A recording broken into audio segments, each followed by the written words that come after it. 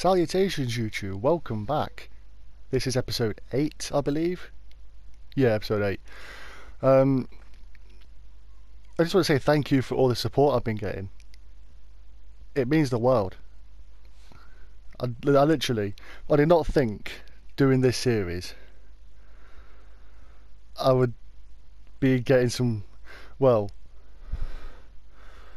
I say decent views, couple of hundreds.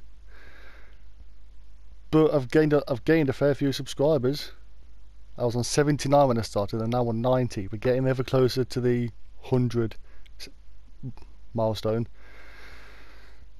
And anyway, in this episode, we're going to be talking about probably the most infamous serial killer of all time. In case you can tell by the thumbnail and the episode title, he was called Ted Bundy. Everyone knows who Ted Bundy is. So I'm going to try and keep this episode short, just like a wrap it up, so to speak. But before we do that, I'm going to bring back something from my live streams. I'm going to say, get yourself a drink, get yourself a snack, make yourself comfortable. I'm drinking, well, for this one, it's about Ted Bundy, so I'm going to need a beer. So, cheers.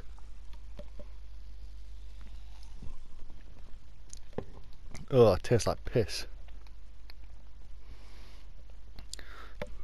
Pardon me. Right, so Ted Bundy had the power to charm women, many of whom paid for their susceptibility with their lives.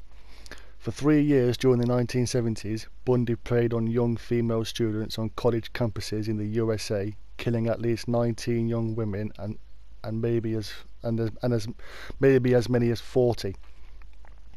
The actual kill count, I think, was confirmed at 36, but the rumours are that it could be in the hundreds. Anyway, Bundy was well educated. He ran his own business. He had been a noted high school athlete and had worked for both the Republican Party and the Washington State Crime Commission. He even became a counsellor at the Seattle Rape Crisis Center after having been screened for balance and maturity. However, he had one significant problem. His sexual impulses were so strong that he could not control them. He later said that after his first attacks, he had to wrestle with his conscience, but had subsequently begun to desensitize himself to his crimes. He claimed not to have caused his victims unnecessary suffering, but he said that he had to kill them after he had raped them in order to prevent them from identifying him. Morbid. Bit dark.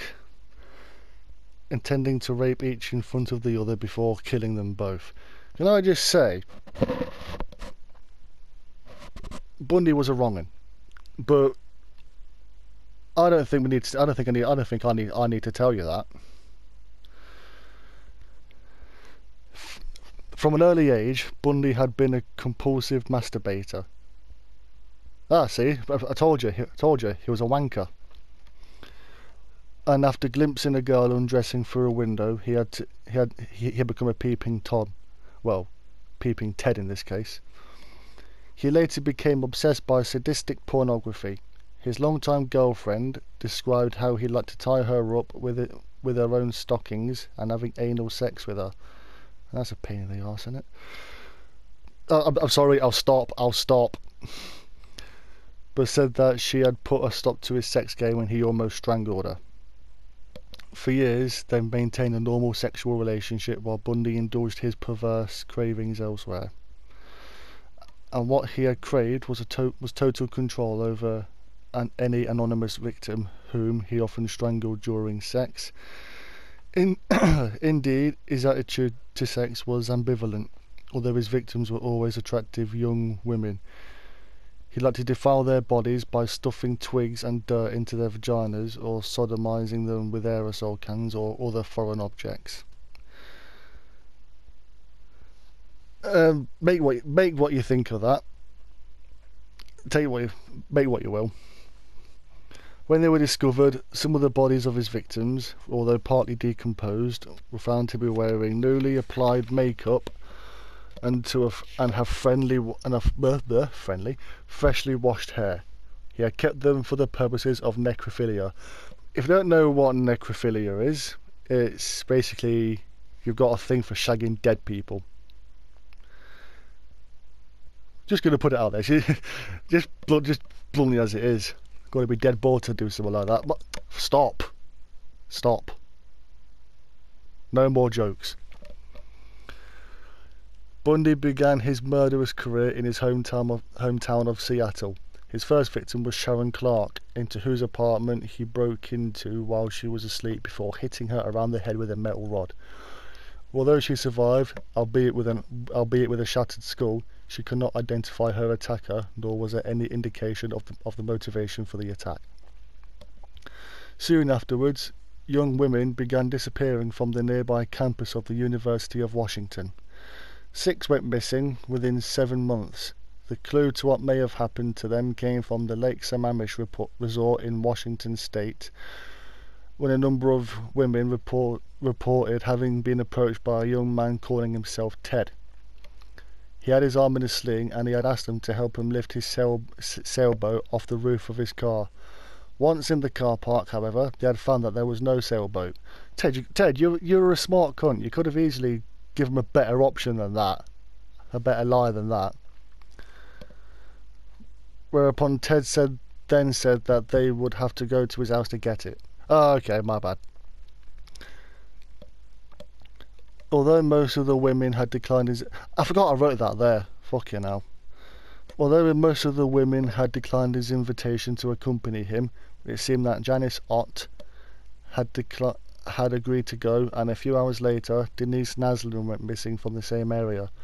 She had been seen with a good-looking, dark-haired young man. The remains of Janice Ott, Denise Naslund, and other unidentified young women were later found on waste ground. Their bodies had been dismembered and eaten by animals. Witnesses at the University of Washington subsequently said that they had seen a man wearing a sling, and more bodies were also found on wasteland. The police had 2 suspects, Gary Taylor and Warren Forrest.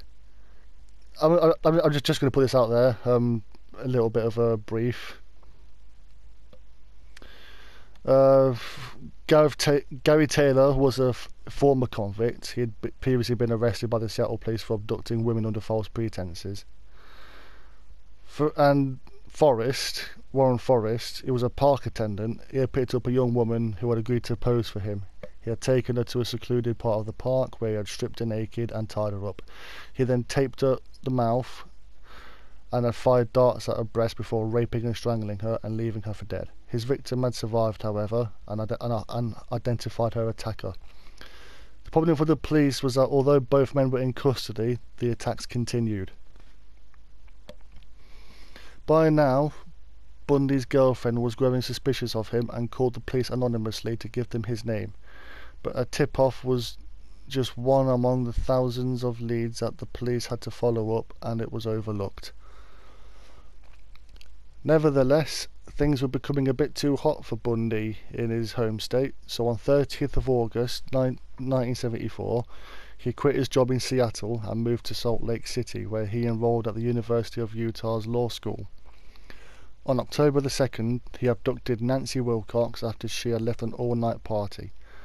On 18th of October, he raped and strangled the 18-year-old Melissa Smith, the daughter of the local police chief. Her body was found near Salt Lake City.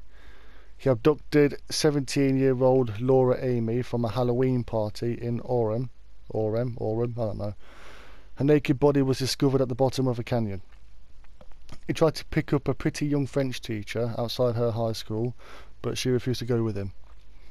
The 17 Debbie Kent did, however, disappeared on 8th of November from a school playground in which the key to a pair of handcuffs was later found. A week later, he approached the 18-year-old Carol DeRonch in Salt Lake City. Bundy pretended to be a police detective and asked her for the license number of her car, explaining that someone had been trying to break into it. He then identified her to accompany him to the police station in order to identify the suspect, and she obligingly got into his car. Once they were in a quiet street, he handcuffed her and put a gun to her head when she began to scream. It was a dark... It was... there's just no words for someone like Bundy. I can't... I put a lot of research into this. That's why I included past suspects.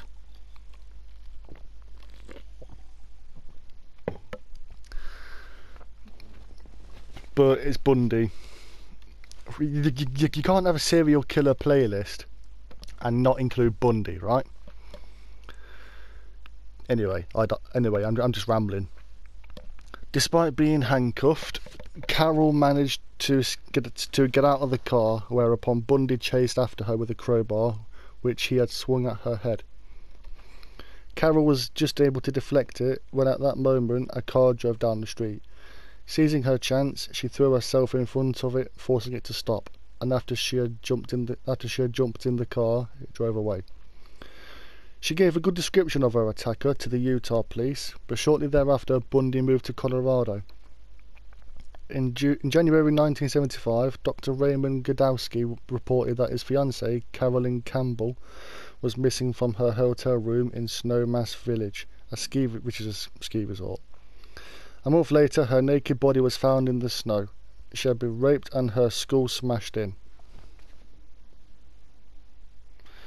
Ouch. If I knew... Forget it. I was going to make a joke, but forget it. Julie Cunningham disappeared from nearby Vail, and the remains of Susan Rancourt and Brenda Bell were found on Taylor Mountain. The body of Melanie Cooley was discovered just 10 miles, which is about 16 kilometres from her home. Unlike the other victims, she was still clothed, although her jeans had been undone, but the police were nevertheless convinced that the motive for her murder was a sexual one. The Colorado attacks continued. Nancy Baird vanished from a petrol station, while Shelley Robertson's naked body was found down a mine shaft. One day, a highway patrolman was cruising through Granger, Utah, which had recently been plagued by a series of burglaries. He noticed Bundy's Volkswagen Beetle driving slowly without its lights on.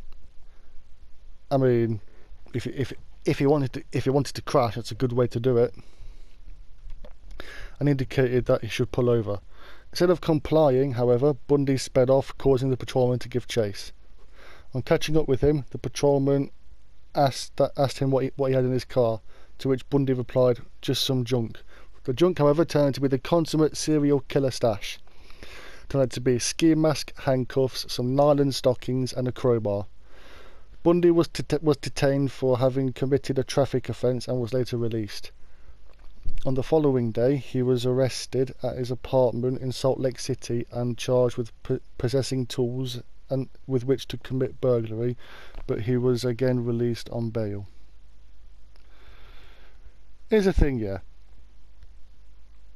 I've noticed serial killers never actually get caught for being a serial killer. They get caught for something else. Like Sutcliffe, he was caught for having a false license plate. The police had impounded Bundy's car, however, in which they discovered maps and brochures of resorts in Colorado, some of which coincided with the places from which the girls had disappeared. Forensic experts found a hair in the Volkswagen that matched that of Melissa Smith. A witness recognised Bundy from Snowmass Village. Furthermore, Carol DeRonch picked him out of a lineup. Bundy was charged with kidnapping and was subsequently tried, found guilty, and sentenced to a period in jail of 1 to 15 years. Then he was extradited to Colorado to stand trial for the murder of Carolyn Campbell.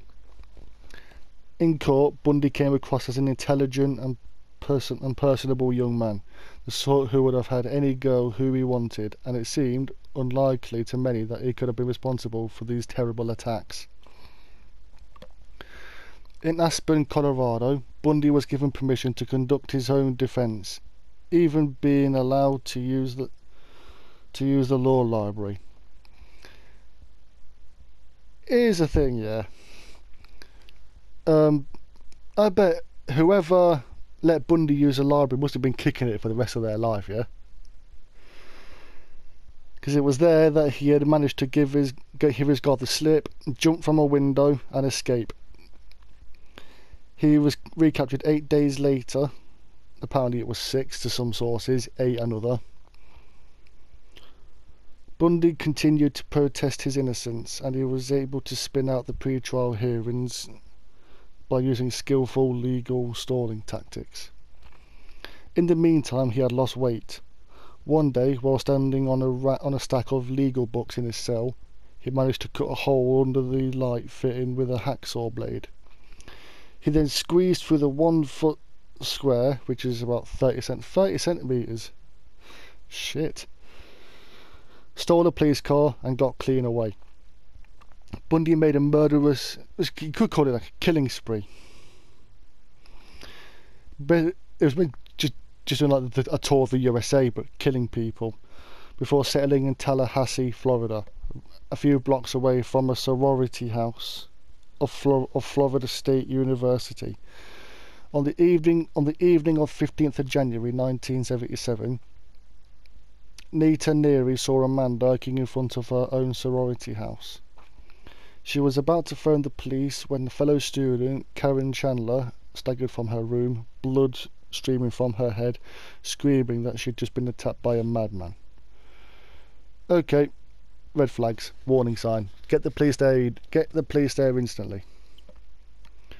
Her roommate, Kathy Kleiner, had also been attacked and her jaw broken. The 21-year-old Margaret Bowman had been sexually assaulted and strangled with her own tights. No, I was going to make a joke. I was going to make a joke. Fuck it. Strangled with her own tights. Bit of a tight squeeze. The 20-year-old Lisa Levy had also been sexually assaulted. Bundy had bitten off one of her nipples and had sunk his teeth into her arse cheeks. I've written buttocks to sound professional, but it's arse cheeks. Before beating her around the head. She died on the way to the hospital. Cheryl Thomas had been viciously attacked in another building too, but survived. The police could elicit only a sketchy description of the attacker from his victims. On 8th of February, in Lake City, Florida, Bundy abducted the 12-year-old Kimberly Leach. Let's just put him in the same cell as Robert Maudsley, eh? Sexually assaulted and strangled her, mutilated her sexual organs and dumped her body in a pig shed. Bundy was now short on money, so he stole some credit cards along with a car, and he did a moonlight flit from his apartment on which he owed rent. But the stolen car was a giveaway and he was stopped by a highway patrolman, whereupon Bundy attacked him and tried to escape. The patrolman caught up with him, however, and clubbed him unconscious. That apparently never happened, because apparently the policeman who arrested him, he had no idea that the person he had in the back was wanted for multiple murders. And on the way to the prison, Bundy said to him, "I wish you had killed me."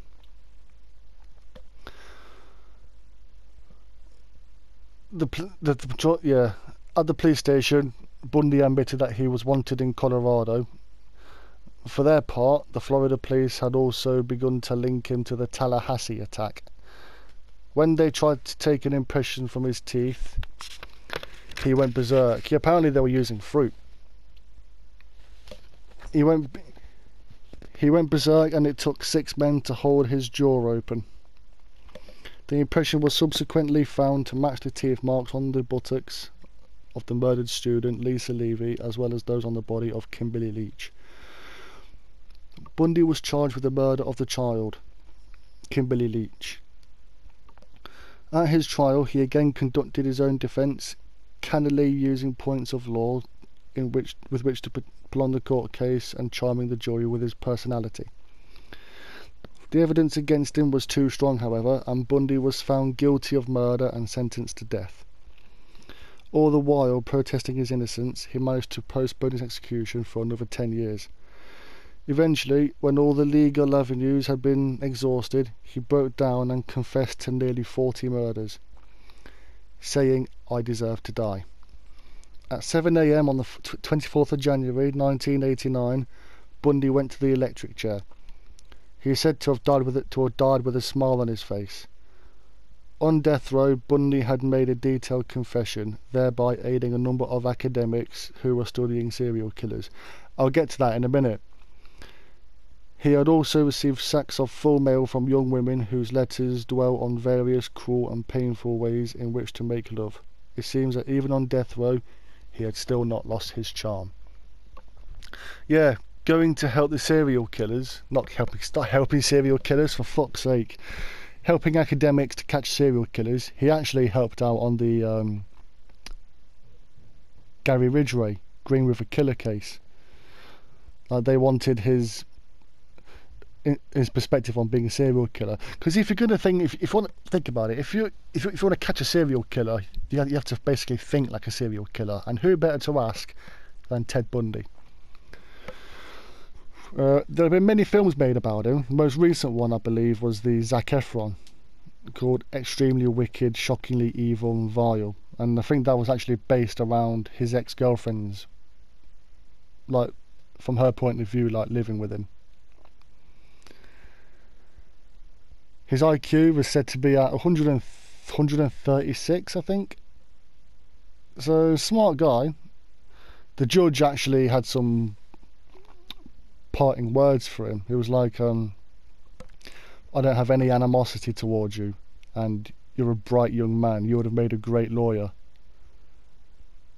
And Bundy, I don't want to call it a modicum of respect, because it's Bundy. He wasn't respectful in the slightest, but he called Judge Sir. So hats off to calling the guy who's just sentenced you to death Sir. But anyhow, he was sentenced to death on the electric chair. His last words were, "Jim and Fred, I would like you to give my love to my family and friends." And that is where we're going to leave it. Thank you so much to you people watching and listening. If you liked it, please hit the like button. It really means a lot to me. Share this video with your friends. Share the channel. We're on 90 subscribers. We're close to the 100 milestone. I'm sure we can do it. I will see you in the next one, guys. Please like, subscribe, and peace.